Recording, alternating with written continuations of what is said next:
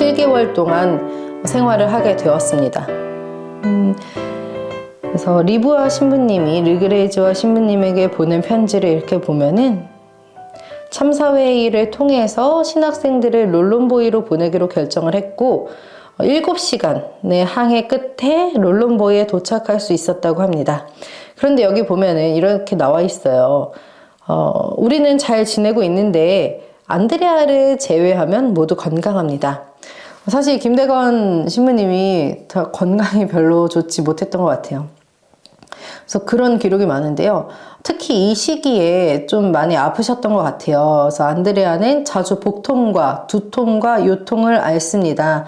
어느 정도냐면은 머리카락이 하얗게 셀 정도로 아팠어서 선교사들이 무척 걱정을 했다고 해요.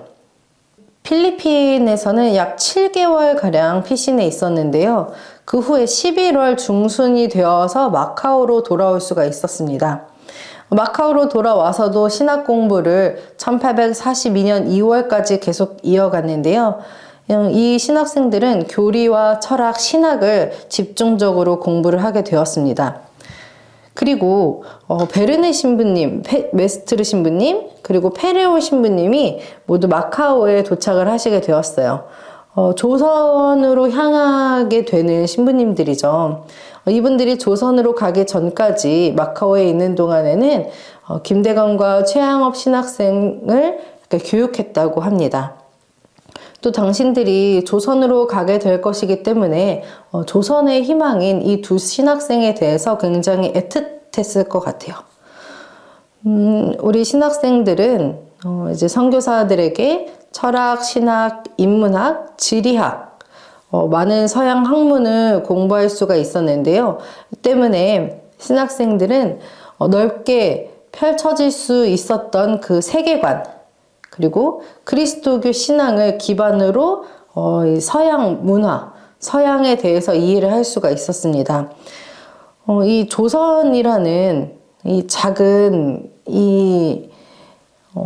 세계관이 깨지고 더 넓은 서양에 대한 이해를 갖게 되면서 사실은 이 부분이 굉장히 중요했던 것이 이후에 최양업 신부님도 그랬지만 김대건 신부님도 선교사들을 계속해서 조선으로 영입하고 또 그들이 조선에 들어갈 수 있는 그 입국로를 마련하는 데에 이러한 이해와 이런 서양 학문, 세계관이 굉장히 큰 도움이 되었습니다. 그리고 사실은 이 마카오에서 신학 공부를 하면서 조선 교회에 대한 그 열정이 더욱더 강해지게 되었는데요.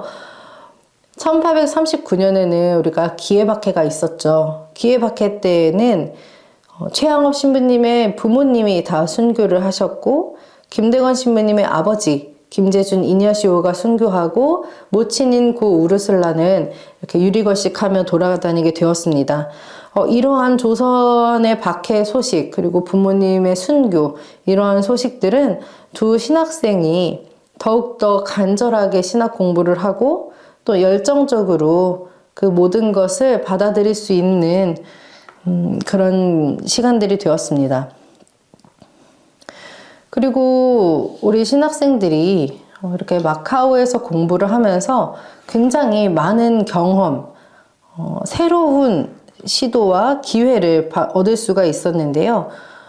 1842년 2월 무렵에 김대건 신학생은 에리곤호에 이제 에리곤이라는 배를 타게 되었습니다. 이게 무슨 얘기냐면은 장 바티스트 토마 메데 세실 함장이라는 사람이 있었어요.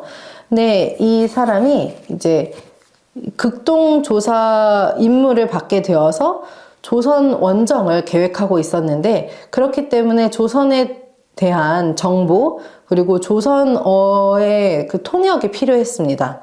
그래서 이 세실 함장이 파리방 전교회에 이런 통역을 요청하게 되었어요.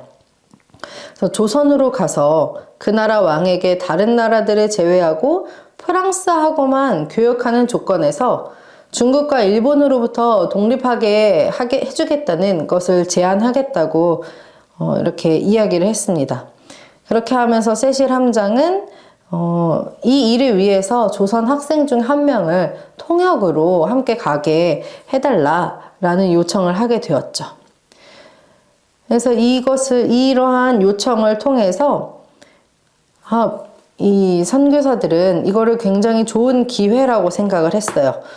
어떤 기회로 생각을 했냐면은, 조선에 대한 확실한 정보, 기해박해 이후에 연락망이 끊어지면서 조선에 대한 정보가 너무 없었던 거예요.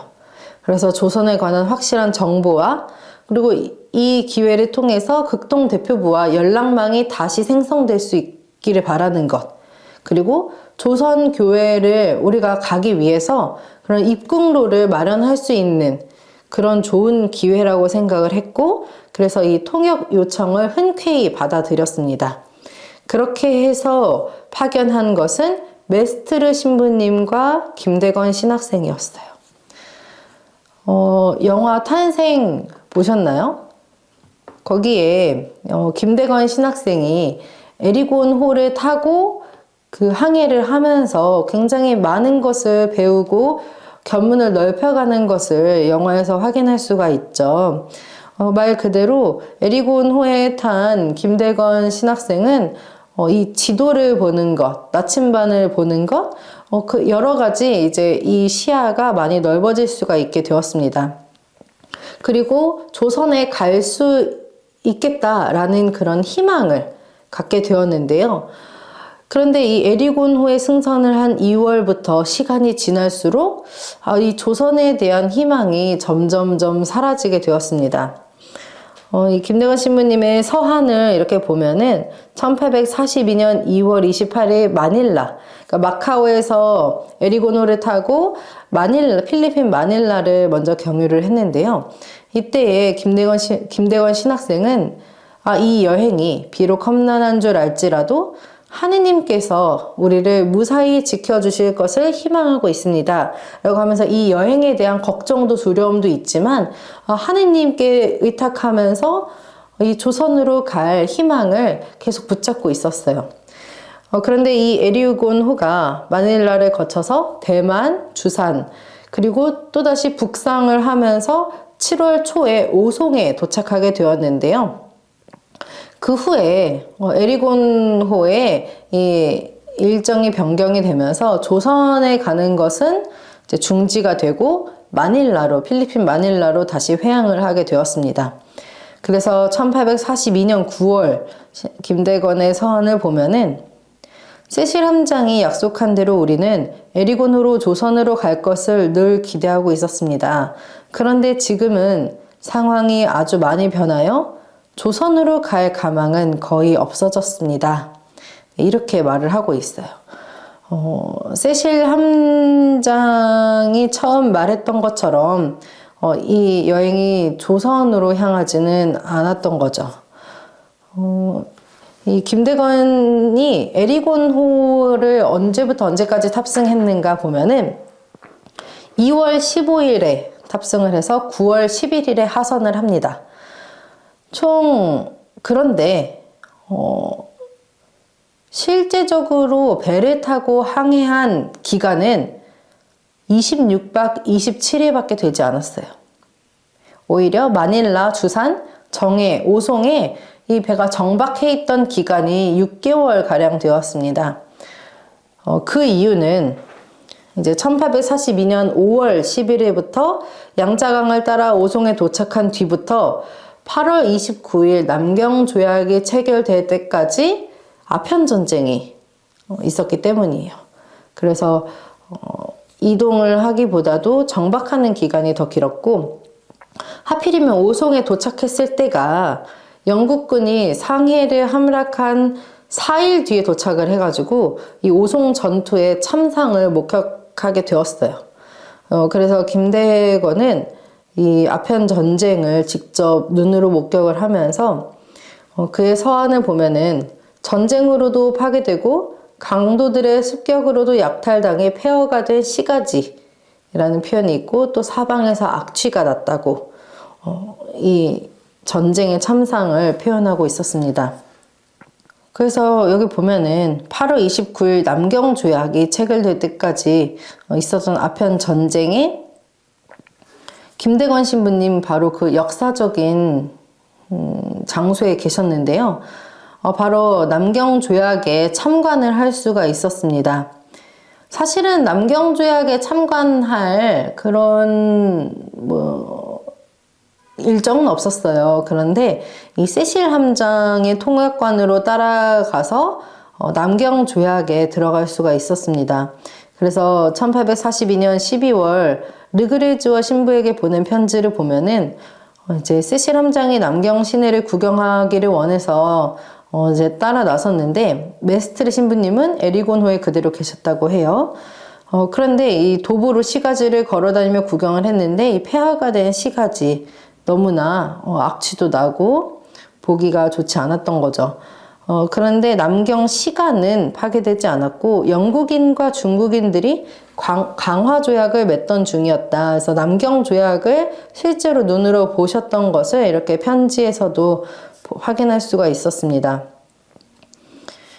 이런 역사적인 순간에 김대건 신부님이 있었다는 것도 참 뭔가 느낌이 이상한 것 같아요.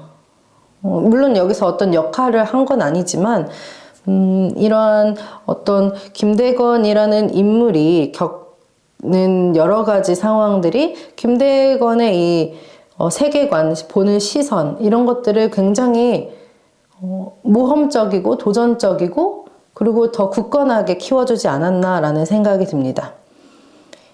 이러한 경험들이 바탕이 되어서 김대건 신부님이 조선 입국로를 개척하는 데 큰 노력을 할 수 있었던 것 같아요.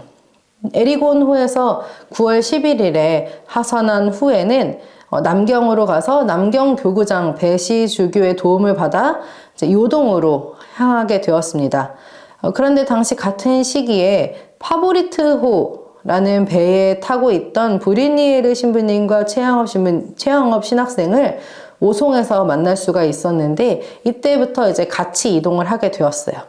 그러면서 함께 유동 태장하 그리고 백화점까지 가게 되었는데 그 후에 최영업 신학생과 브리니에르 신부님은 이제 계주 양관교우촌으로 이동을 하게 되었고 메스트르 신부님과 김대건 신학생은 이제 그대로 백화점에 머물면서 겨울이 되면 봉황성 책문을 통해 조선으로 입국하려는 그런 시도를 예정하고 있었습니다. 이 백화점 교우촌, 백화점은 이제 그 지역에 백시들이 많이 살아서 백화점이라고 부르는데 이 백화점이 어디냐면은 현재의 차쿠를 말합니다. 이 차쿠는 최양업 신부님이 사제품을 받고 7개월 동안 사목한 곳이기도 하죠. 이 백화점에서 이제 메스트르 신부님과 김대건 신학생이 머물면서 계속해서 조선 입국을 시도를 하게 되었는데 그때가 이제 1842년 12월 23일부터 31일 바로 제1차 입국 시도 기간이라고 보고 있습니다.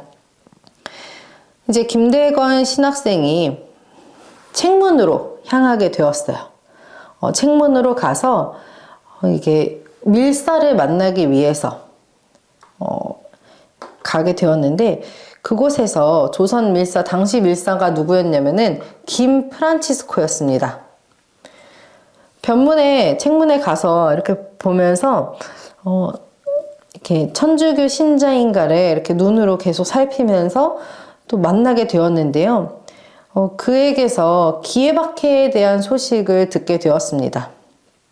그 기간 동안에 또 선교사들의 편지를 또 이렇게 전할 수가 있었고, 여기에 보면은 이제 김대건 신부님 이 백화점 1843년 1월 15일 백화점에서 보낸 편지를 이렇게 함께 볼까요? 이제 김 프란치스코의 대답을 이렇게 들어보니, 신부님들은 종교를 이유로 살해되었고 200여 명의 신자도 사형되었는데 대다수가 지도급 인사였다.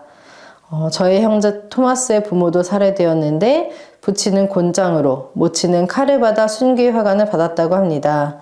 제 부모 역시 많은 고난을 겪고 부치는 참수되셨고 모치는 의탁할 곳 없는 비참한 몸으로 신자들의 집 이곳 저곳을 떠돌아다닌다고 합니다.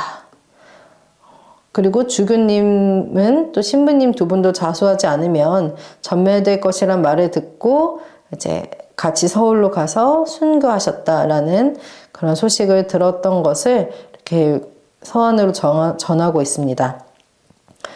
그러면서 김 프란치스코에게 지금 조선에 선교사가 없다는 조선 신자들이 목자 없는 양떼가 되었다는 말을 들으면서 어떻게든 메스트르 신부님을 입국시켜야 되겠다는 그런 마음을 먹게 되었어요. 그래서 김 프란치스코에게 어떻게 하면 국경을 통과할 수 있을까 물었는데 김 프란치스코는 지금은 너무 어렵다. 유일한 방법은 오직 가난한 나무꾼 행세로만 입국할 수 있을 건데 지금은 너무 어렵다.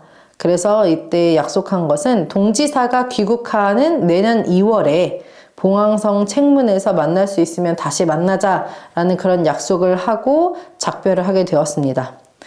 그런데 여기서 김대건이 이제 김 프란치스코와 작별한 후에 자신의 중국인 안내자와도 작별을 하고 깊은 밤 혼자서 압록강을 건넜습니다.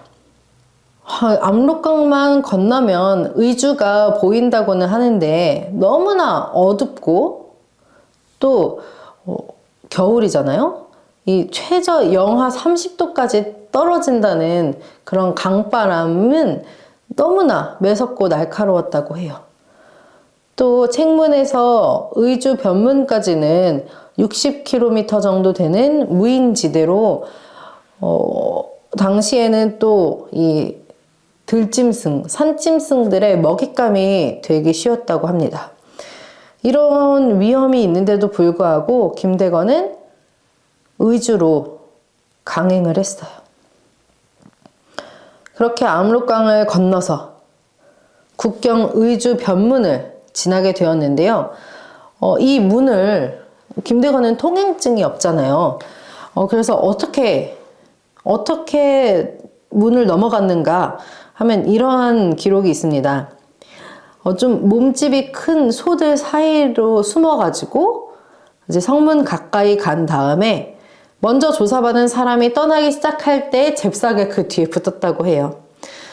사실은 이때 이를 본 병사가 통행증 내지 않냐고 이렇게 소리를 지르니까 통행증 벌써 냈다 이러면서 소리치고 막 달려서 달아났다고 합니다. 그렇게 해서 의주 변문을 어떻게 지나갔어요. 그리고 대략 100리 정도로 걸어서 한 주막에 이르게 되었는데 거기에서 이 김대건의 행색을, 이 몰골을 본 조선 사람들이 너무나 수상했습니다. 중국 사람이 이렇게 몰래 들어왔나 싶은 거죠. 너무 이 차림새가 조선 사람 같지가 않으니까. 그래서 계속 수상하게 여기니까 김대건은 더 이상 혼자 가는 것은, 안내자 없이 가는 것은 위험하겠다. 서울까지 가기는 어렵다. 라고 판단을 해서 다시 발길을 돌려 압록강을 또 다시 건너서 열심히 걸어서 1843년 1월 6일이 되어서야 백가점으로 귀환할 수 있었습니다. 이제 선교사의, 그러니까 메스트르 신부님의 이런 김대건을 봤을 때 얼마나 황당했겠어요. 이렇게 살펴보러 간다고 나간 신학생이 조선 의주까지 갔다 왔다고 하니까, 그리고 사실은 메스트르 신부님이 김대건에게 교우를 만나게 되면은 자신에게 먼저 알리라고 얘기를 한 다음이었어요. 근데도 김대건은 일단 조선으로 갔다 온 거죠. 굉장히 무모하고 위험한 여정이었다. 하지만 이게 또 나쁜 결과만 있는 것은 아닌 게, 이 덕분에 1839년 이후에 단절되었던 이 조선 교회와의 연락망이 복원되는 그런 계기도 될 수가 있었습니다. 또 김대건 신부님이 굉장히 무모했다라고도 보이지만 또 한편으로는 이러한 김대건의 마음, 하느님의 자비에 의지하고 예부터 복되신 동정 성모님의 보호하심에 의지하는 자는 아무도 버림을 받지 않는다고 확신을 하면서 성문에 다가갔습니다. 그러니까 하느님하고 성모님 빽만 믿고 무조건 앞으로 이렇게 향하는 김대건의 이것도 어떻게 신앙이라고 봐야겠죠. 이것도 굉장히 큰 믿음과 의지하는 것, 그런 신앙을 갖고 있었습니다. 그 이후에 다시 이제 귀환을 한 김대건, 이후에 또다시 조선으로 향하는 입국로를 찾기 위한 탐사 여정에 또 다시 발길을 내딛게 되는데요.